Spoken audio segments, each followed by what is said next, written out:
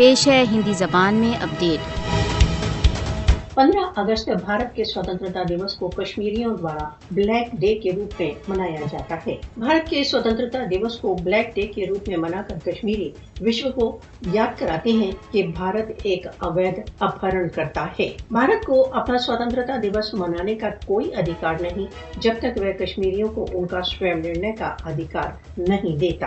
भारत का अपने स्वतंत्रता दिवस को मनाने का कोई अधिकार नहीं क्योंकि उसने कश्मीरियों की प्रजातांत्रिक अधिकार छीने हुए हैं। भारत के लिए अत्यंत लज्जा का विषय है कि वह स्वयं अपनी स्वतंत्रता को तो मनाना चाहता है परंतु उसी स्वतंत्रता की मांग पर कश्मीरियों की हत्या कर रहा है। गत 34 वर्षों में भारत ने 96,000 से अधिक कश्मीरियों की निर्दयता से हत्या की है परंतु तब भी बड़ी निर्लज्जता से अपना स्वतंत्रता दिवस मना रहा है। कश्मीरी भारत की दास्तां से मुक्ति की मांग करते हैं। कश्मीरियों ने अपनी मातृभूमि पर कभी भी भारत के अवैध अधिकरण को स्वीकार नहीं किया। 5 अगस्त 2019 की भारत की कार्रवाई ने सिद्ध कर दिया है कि भारत एक अधिकरणकर्ता शक्ति है। भारत के विश्व के सबसे विशाल प्रजातंत्र के दावों का नग्न रूप भारत द्वारा अवैध रूप से अधिकृत जम्मू कश्मीर में बिल्कुल स्पष्ट है।